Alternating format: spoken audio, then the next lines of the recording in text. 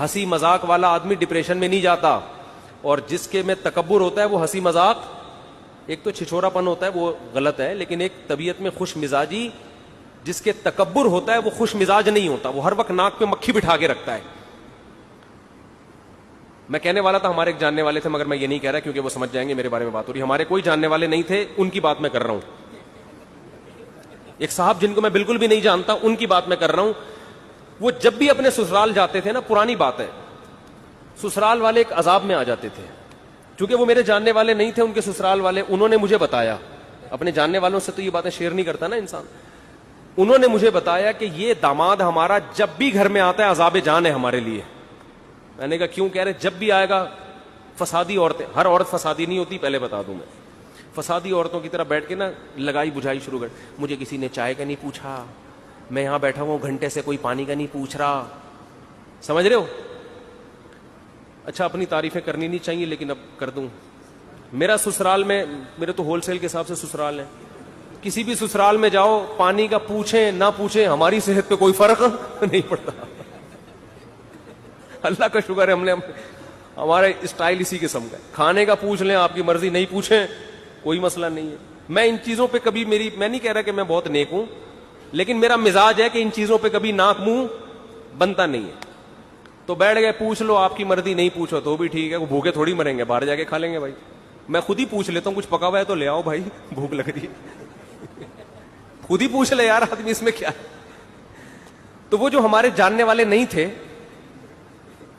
وہ کیا کرتے تھے جب گھر میں جاتے تھے, یہ سمجھ رہے ہیں نا جاننے والے نہیں تھے کیوں کہہ رہا ہوں, وہ سمجھ نہ جائیں, وہ بولیں گے تو میری باتیں ممبر پہ بیٹھ کے بتا رہے لوگوں کو. تو جاننے والے نہیں تھے وہ, میں کہہ سکوں گا بھائی میں تو آپ کو جانتا ہوں, تو آپ کی بات تو ہو ہی نہیں رہی. تو ان کا اسٹائل یہ, اور یہ بہت سے داماد اس قسم کے مارکیٹ میں آج بھی موجود ہیں, اپنے بھی خود بھی ڈپریشن میں, دوسروں کو بھی ٹینشن میں. تو وہ کیا ہے کہ جب گھر میں جاؤ تو مجھے پوچھا کیوں نہیں, مجھے چائے کا کیوں نہیں پوچھا, میں کب سے آ کے بیٹھا ہوا ہوں, مجھے کھانے کا نہیں پوچھا. پھر ایک دن وہی جو میرے جاننے والے نہیں تھے, میری ایک دفعہ اور شادی ہو رہی تھی, تو میں نے ان کو دعوت دے دی کہ آپ بھی آئیں ولیمے میں. انہوں نے کہا ہم اس طرح نہیں, ہمیں پراپر کارڈ چاہیے, یہ طریقہ نہیں ہوتا کسی کو بلانے کا, فون کرو آ جانا. پراپر کیا ہوتا ہے مجھے سمجھا رہے تھے, پراپر یار وہ سمجھ نہ جائیں یار بھائی, ان کے علاوہ کی بات کر رہا ہوں میں, لیکن پرانا قصہ انشاءاللہ نہیں سمجھیں گے وہ. تو مجھے کہنے لگے کہ مجھے کیا چاہیے, کارڈ چاہیے. میں نے کہا آنا ہے آ جاؤ. سب کو ہم نے اسی طرح دعوت دی, فون کیا آ جا بھائی. کہہ رہے نہیں یہ کوئی طریقہ نہیں ہوتا. ظاہر ہے اچھے لوگوں میں یہ سمجھا جاتا ہے نا, کہ ذرا خاندانی لوگوں میں یہ سمجھا جاتا ہے کہ پراپر طریقے سے آپ. ابے میں نے کہا ہم نے جس نے ایک زندگی میں کرنی ہے اس کے یہ چوچلے ہوتے ہیں کہ بیٹھ کے کارڈ چھاپ رہا ہے, متمنی ہے شرکت, اور وہ جو لکھا ہوتا ہے نا نور چشمی, اس طرح کے وہ کرتے ہیں جن کی زندگی میں ایک. جب اتنی ساری شادیاں کرنی ہوتی ہیں, اتنا ٹائم نہیں ہے کہ کارڈ پہ انگلش میں الگ, فارسی میں الگ, نور چشمی, متمنی ہے شرکت, اور چشمے برا کے پتہ نہیں کیا کیا لکھا ہوتا ہے نیچے, چشمے برا.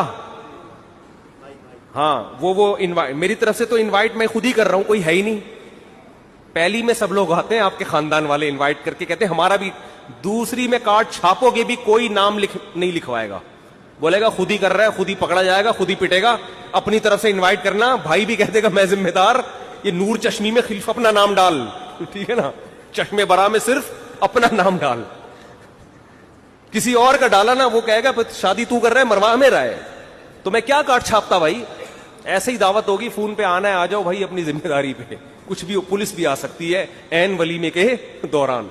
تو اس میں کون اتنا, ہمارے پاس اتنا ٹائم تھوڑی ہے ان فضول کاموں کے لیے یار. ہم تو نکاح کا پیغام بھیجا, ہاں ہو گئی شادی کرو, نہیں ہے ٹائم. تو میں نے تو آپ کو تیسری شادی کا قصہ سنایا تھا کہ انہوں نے 6 مہینے کا ٹائم مانگا. میں نے کہا 6 مہینے میں میری کہیں نہیں ہوئی تو دوبارہ ٹرائی کروں گا.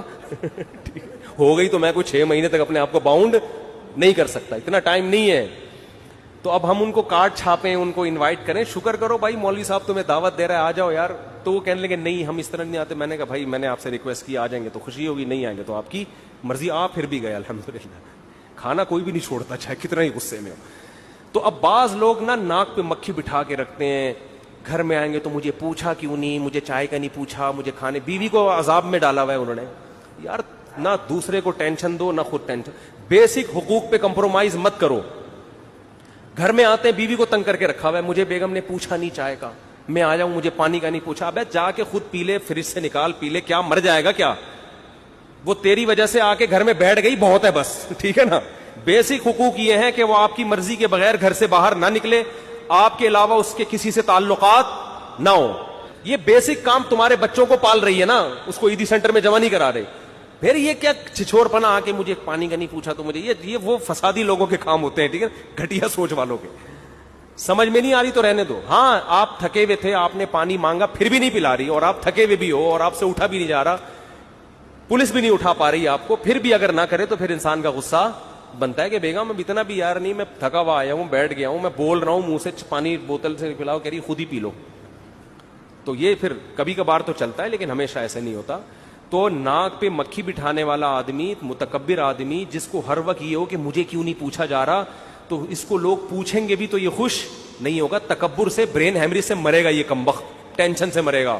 تو خوش رہنے کا ایک بہت بڑا نسخہ ہے, تکبر ختم کر لو. گھروں میں جا کے یہ نہ پوچھا کرو مجھے پوچھا کیوں نہیں, میں گھنٹے سے بیٹھا ہوا ہوں, کیا عذاب بنایا ہوا ہے, پانی کا نہیں پوچھا, چائے کا نہیں پوچھا. ہاں ہوٹل میں بعض دفعہ انسان کو غصہ آتا ہے, آگے بس نکل رہی ہے اور وہ ہوٹل والا پوچھ نہیں رہا, تو پھر جا کے انسان, وہ تکبر کی وجہ سے نہیں, وہ ٹائم بچانے کی وجہ سے ہوتا ہے.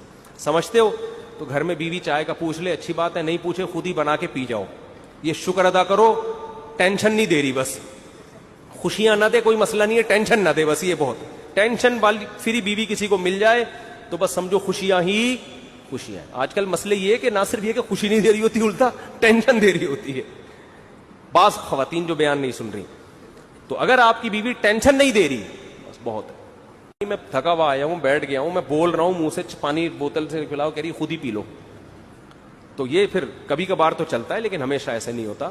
تو ناک پہ مکھی بٹھانے والا آدمی, متکبر آدمی, جس کو ہر وقت یہ ہو کہ مجھے کیوں نہیں پوچھا جا رہا, تو اس کو لوگ پوچھیں گے بھی تو یہ خوش نہیں ہوگا. تکبر سے, برین ہیمریج سے مرے گا یہ کمبخت, ٹینشن سے مرے گا.